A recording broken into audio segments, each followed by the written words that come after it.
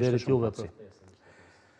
E thash edhe më herët, sot në gjykatën themelore në Prishtinë pritet që të shpallet aktgjykimi për rastin Banjska. Seanca për shpalljen e vendimit ku të akuzuar janë Spasojević, Tolić dhe Maksimović pritet që të nisë në orën 15. Prokuroria në fjalën përfundimtare ka kërkuar burgim të përjetshëm për të akuzuarit. Ata janë në mesin e 42 personave të akuzuar për këtë rast. Në seancën gjyqësore ku mbajt fjala përfundimtare e të akuzuarve, Dušan Maksimović tha se është falenderues ndaj mbrojtjes që ka bërë avokati atij dhe se beson që herën e ardhshme do ta falenderoj trupin gjykues me rastin e lirimit të tij nga akuzat. Ndërsa dy të akuzuarit e tjerë, Spasojević dhe Vladimir Tolić, u deklaruan se nuk duan të marrin pjesë në shpalljen e aktgjykimit. Ndryshe nga ta, Maksimović ka thënë se dëshiron të jetë i pranishëm në sallë me rastin e shpalljes së aktgjykimit. Më 24 shtator 2023, një grup i armatosur serbësh me armatim të rënd fillimisht bllokoi urën në fshatin Banjës të Zveçanit e më pas sulmoi policët që shkuan në vendngjarje për ta hequr kamionin nga rruga. Gjatë sulmit të serbëve të armatosur, u vra rreshteri afrim Bunjaku dhe u plagosën 2 të tjerë policë. Sipas aktakuzës së prokurorisë speciale, synimi i sulmuesve ishte që ta ndanin veriun nga Kosova.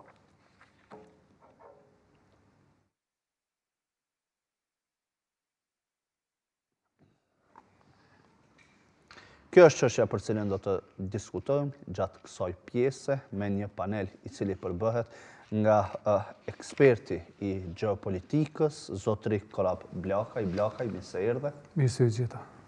Ndërkaq në një linjë të drejt për drejt në pamundësi me qenë në studio, kam të ftuar juristin Anton Nrecaj. Nrecaj, faleminderit shumë për kohën.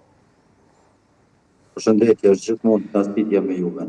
Po e nisi me juve, me qenë se jeni edhe jurist, një si fushës, keni përcjellur një ashtu siç Blakaj me vëmendje gjitha zhvillimet sa i përket në rastin Banjska. Çfarë rëndësie juridike dhe më pas simbolike ka shpallja e këtij aktgjykimi për Kosovën në përgjithësi? E parë është natyrisht është shumë e rëndësishme shpallja e këtij aktgjykimi, sepse kemi të bëjmë me një situatë të paprecedentare me tani, një sulm të drejtë për drejtë për cënimin e rendit juridik dhe kushtetues dhe integritetin territorial të vendit nga një grup serbësh të armatosur, të kosovar, mirë po që kanë pasur gjithmonë mbështetjen e shtetit fqinj me qëllim të aneksimit të një pjesë të territorit të Republikës së Kosovës. Dhe pikërisht kjo çfarë ka ndodhur këtu, kemi pavarësisht asaj që ne presim një aktgjykim dhe kërkesa e prokurorisë në këtë rast për dënimin, shqiptimin e dënimit në burgim të përjetshëm, është argumentuar mbi bazën juridike dhe ligjore të Kodit Penal të Republikës së Kosovës, sepse nëse më lejo të i përmend edhe veprat penale që kanë bëjnë me akte terroriste dhe cënimin e rendit juridik dhe kushtetues. Në rastin konkret kemi të bëjmë një aktakuzë të ngritur për një grup të armatosur terrorist prej 45 vetash dhe në këtë rast procesi ka vajtur, gjykimi ka vajtur vetëm me arrestimin e 3 të akuzuarve nga aktakuza e ngritur. Andaj, aktakuza do të fokusohet të secili person të akuzuar në këtë rast. Dhe secili person i akuzuar ka qenë po ashtu pjesë realisht, nëse mund të themi, ka kryer veprën penale të terrorizmit dhe cënimit të rendit juridik dhe kushtetues. Kodi penal i Republikës së Kosovës parashef dënime shumë të ashpra sa i përket veprës penale të terrorizmit. Për shembull, dënimi bazë është minimumi është 10 deri 20 vite me burgim. Mirë, po kur ka raste, situata kur kemi viktima të sulmeve terroriste dhe në situatën konkrete, kemi pas viktimat, do të kemi pas një zyrtar shtetit të zyrtar, policor, i cili është vërar nga sulmet e planifikuara dhe në këto raste kur ka viktima, atë natyrisht që dënimi është, masa e dënimit është burgim me minimumi 15 vite dënim me burgim dhe maksimumi me burgim të përjetshëm. Pjesa e financimit të terrorizmit, edhe kjo është vepër penale, natyrisht që këtë pjesë maksimumi i dënimit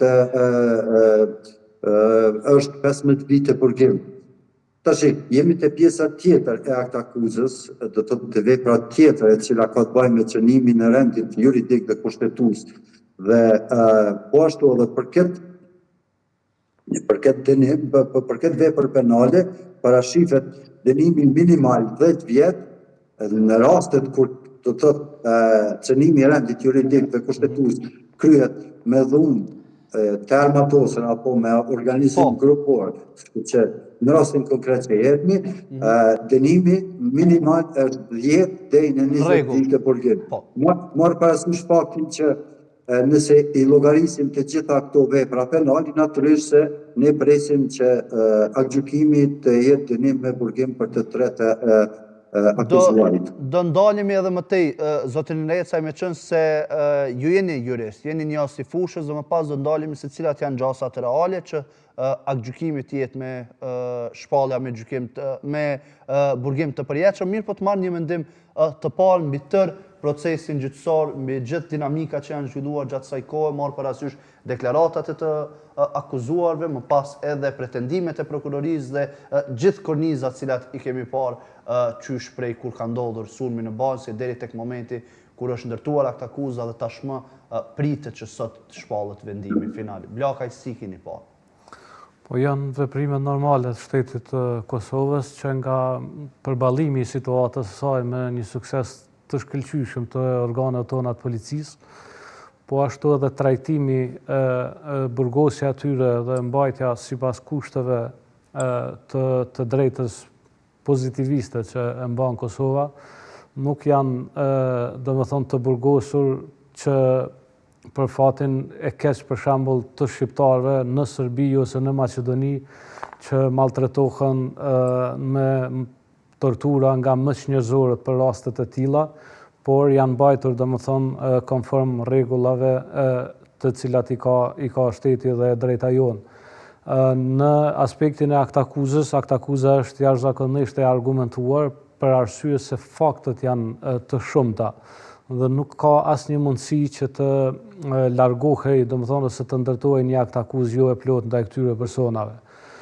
Faktet që kanë ndodhur në terren, sidomos vrasja e policit të herojit të Kosovës tashmë, domethënë, është veprimi më radikal që ka ndodhur, prandaj kërkesa për dënim të përjetshëm është kërkesë më së normale dhe për mendimin tim gjykata do duhet të vendoste për një gjykim me burg maksimalist, për arsye në thjesht sepse edhe shtetet përreth ju kujtojmë ngjarjet e Kumanovës, domethënë kur pjesëtarët e grupit të Kumanovës në Maqedoni janë të dënuar me burgim të përjetshëm.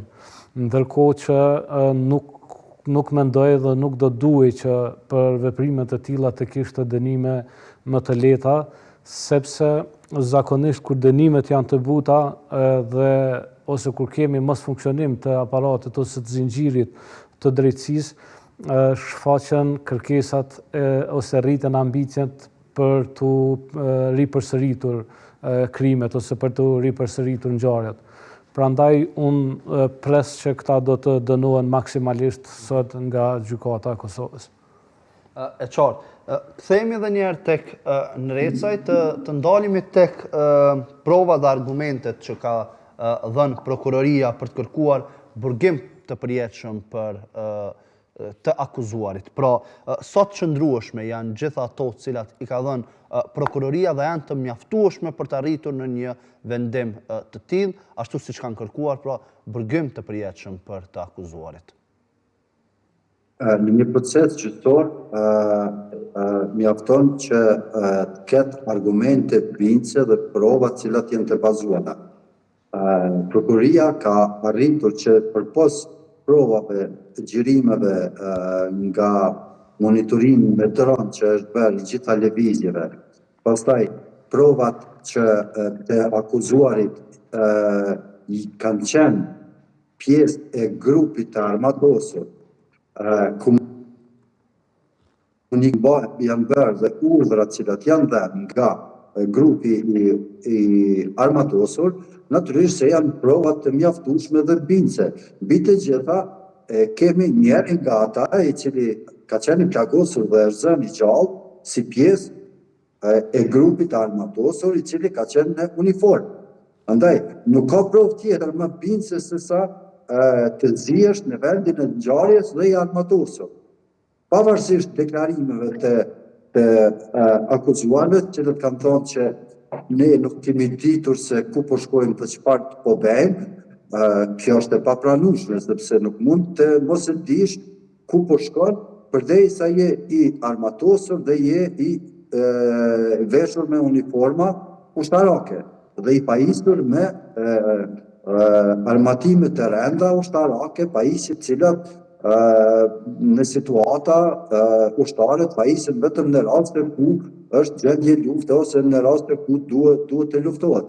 Andaj, natyrisht që prokuria ka qenë shumë e vëmendshme, pavarësisht që ka marrë kohë, mirë po ka pas edhe pengesa për shkak se pjesa më e madhe e të akuzuarve nuk kanë arritur që të sillen në gjykim.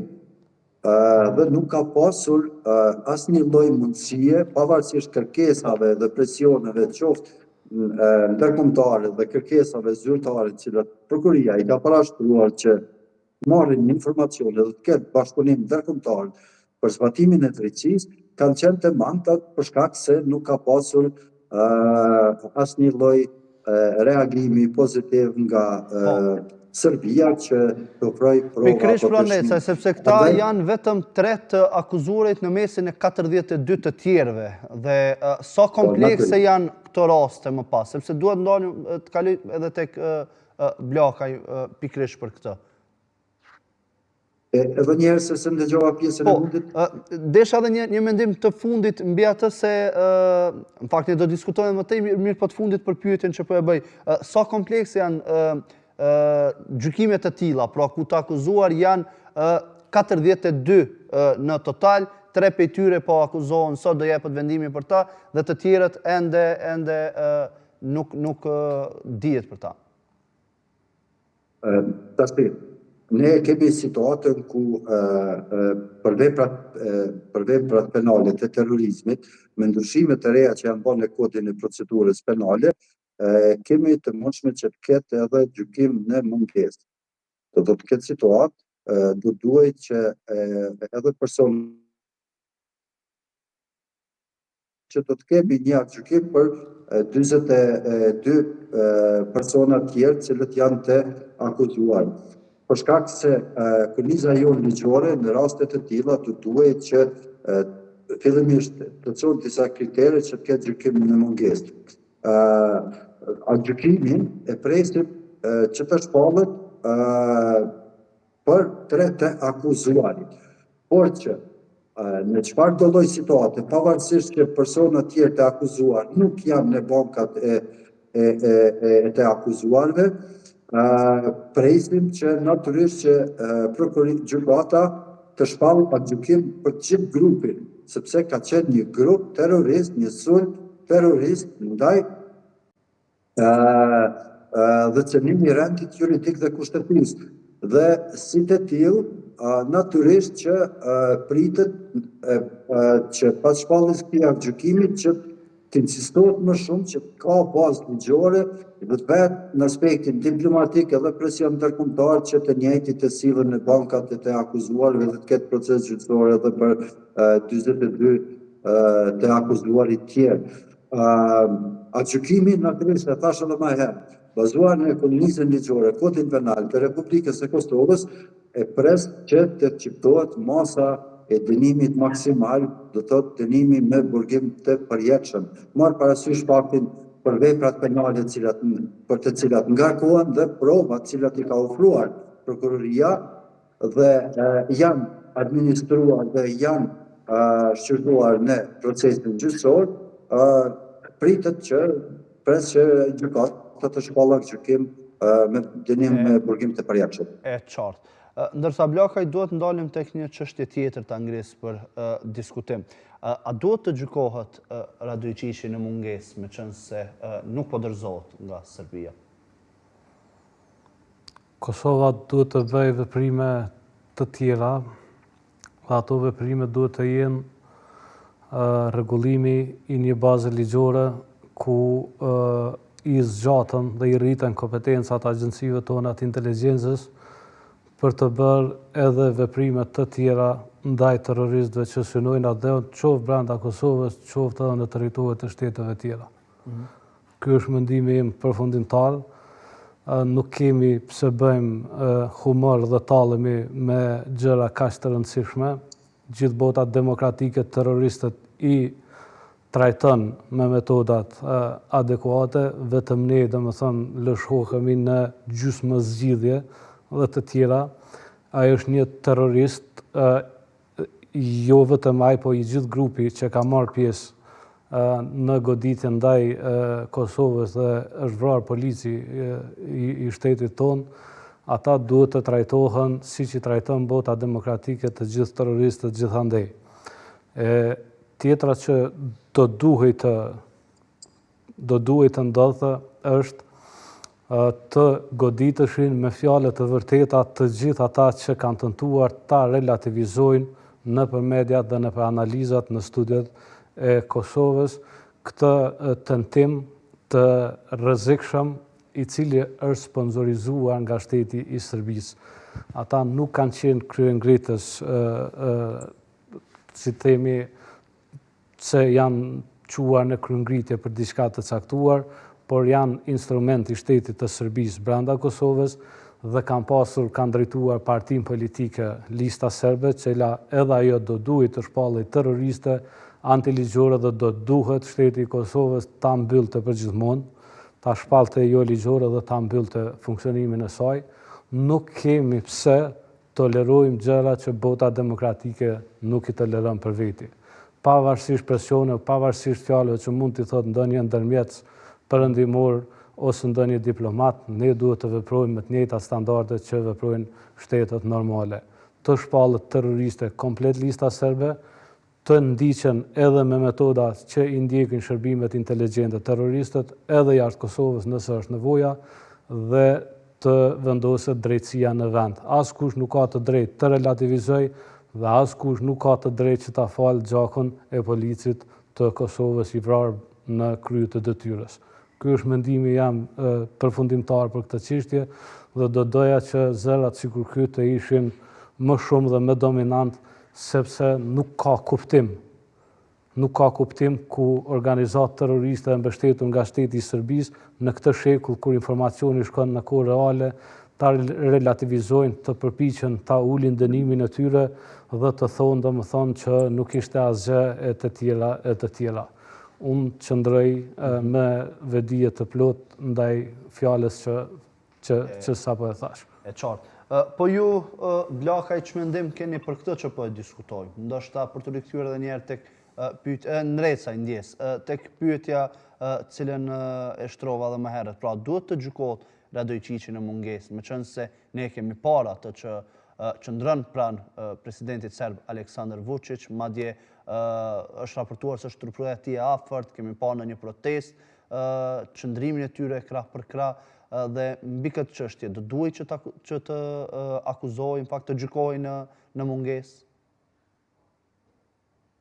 E thash edhe më herët, me ndryshimet e reja që janë bërë në kodin e procedurës penale, në situata ku për veprat e caktuara penale mund të ketë procese të gjykimit në mungesë. Mirë, po, gjykimi në mungesë nënkupton për rastet ku do të thonë edhe standardet tjera, Në këtë rast, nëse Radojčić, sipas akuzës, është i akuzuar dhe ndaj të njëjtit ka filluar procesi bashkë me grupin prej 45 personash, natyrisht që në një korniza jonë ligjore ju jep të drejtën që secila palë e akuzuar që të ketë të drejtën e mbrojtjes, do të thotë të ofrohet mbrojtja, respektivisht të ofrohet avokati mbrojtës për të pasur një proces të drejtë.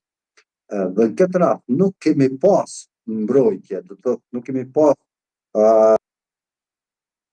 as zotit Radojčić, as 42 tjerëve avokat mbrojtës për të vazhduar procesin e mungesë, dhe në rastet e tilla, edhe pse i njëjti sipas kornizës aktuale ligjore duhet paktën një herë të jetë prezent dhe më pastaj mund të mos jetë prezent. Mirë po, kodi parashef edhe në situatat të tjera kur mund të ketë gjykim në mungesë, do të thotë kur është në interes publik dhe kur i pandehuri është në arrati apo i pakapshëm, për shkak se nuk ka mundësi që të arrestohet, kur që është rasti konkret që grupi pjesa tjetër e të akuzuarve janë në arrati dhe është pamundur që të kapen nga autoritetet tona, do të thotë ky kriter ligjor plotësohet,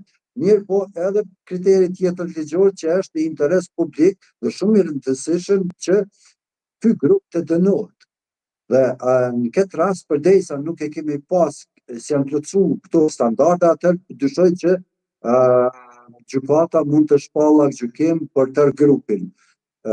Gjykata do të aktgjykim vetëm për personat cilët janë kapur dhe ndaj të cilëve është mbajtur procesi. Ani pse aktakuza është ngritur për një grup prej 45 personash cilët konsiderohen si grup terrorist dhe grup i cili ka pasur një qëllim të caktuar për të cënuar rendin juridik dhe kushtetues të vendit dhe për të kapur një territor të Republikës së Kosovës, për të aneksuar dhe realisht për të krijuar një situatë të re faktike për të vazhduar me tutje në situatën tjetër juridike e cila fatkeqësisht qëllimi ka qenë që të aneksohet ajo pjesë dhe të ketë ndryshime të territorit të Republikës së Kosovës.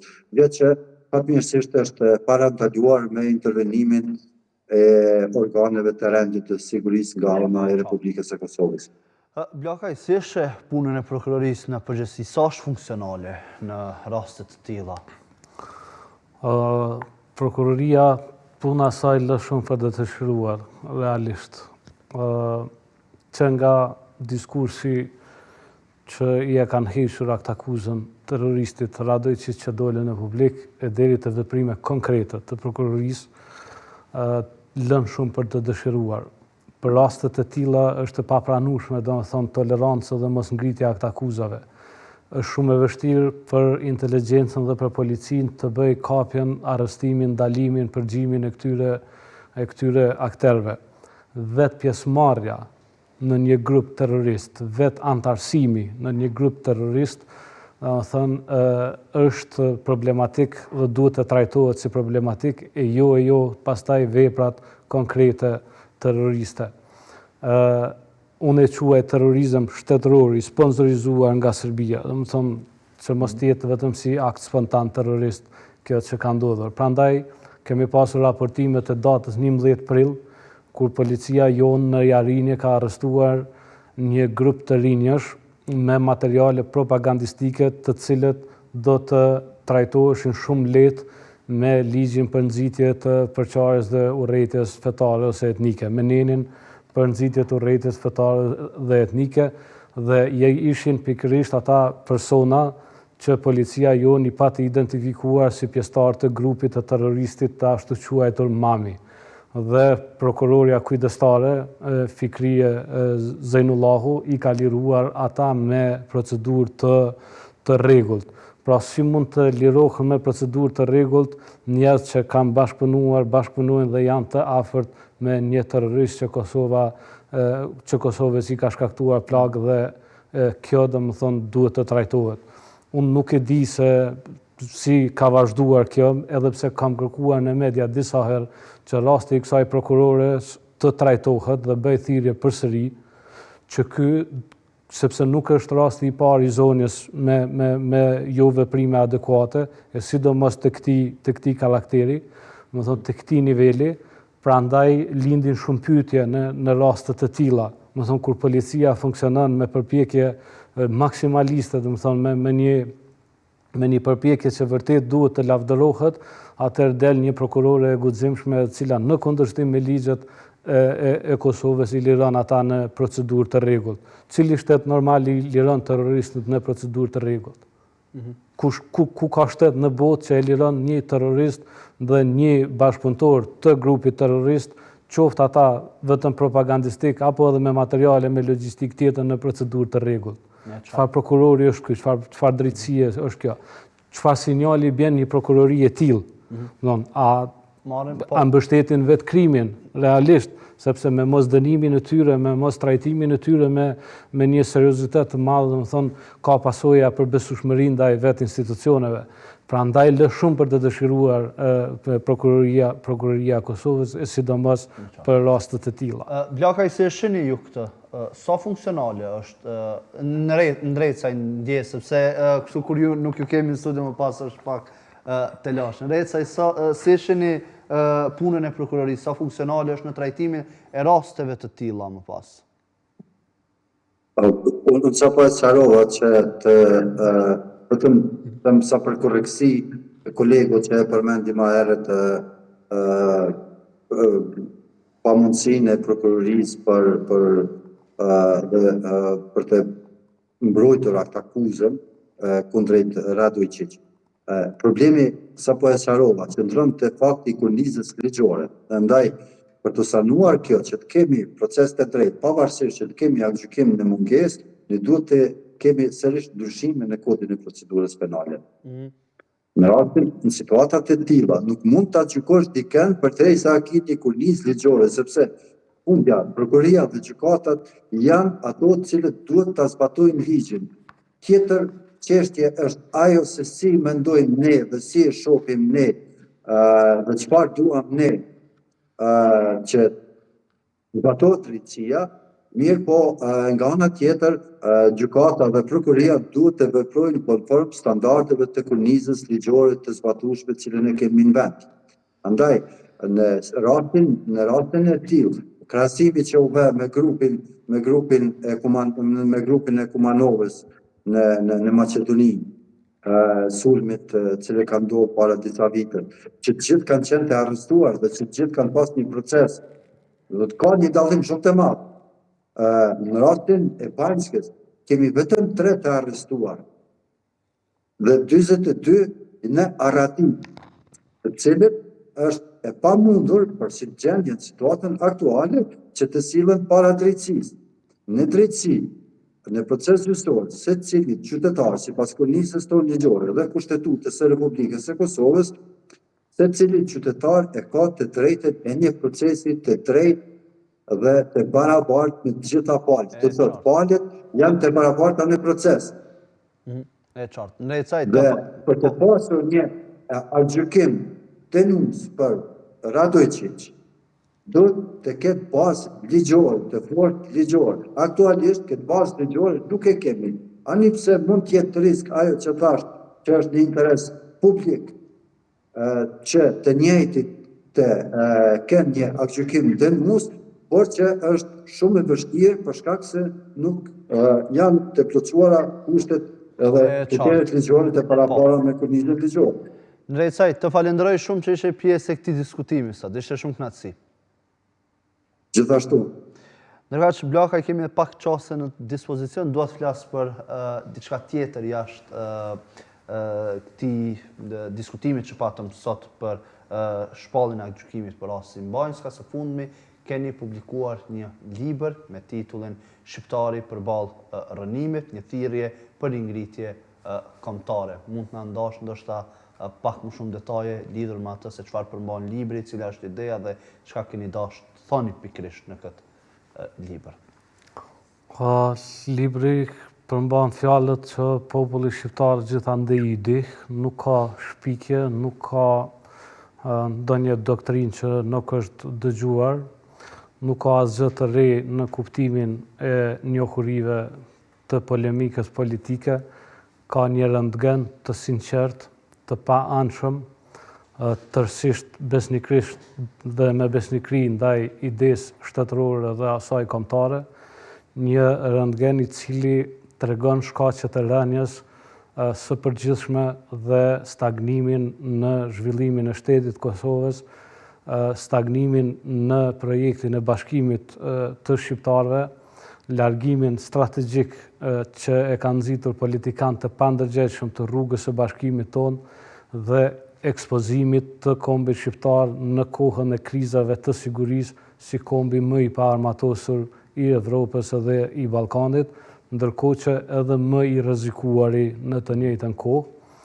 Libri synon të zgjojë ndërgjegjen e shqiptarëve për ta kuptuar që po futemi në një cikël të rrezikshëm dhe në qoftë se nuk bëjmë hapa konkret për të drejtuar drejt një doktrine bashkimi, mund të kthehet përsëri në një tragjedi që shumë e shumë breza nuk do të mund ta rikuperojnë.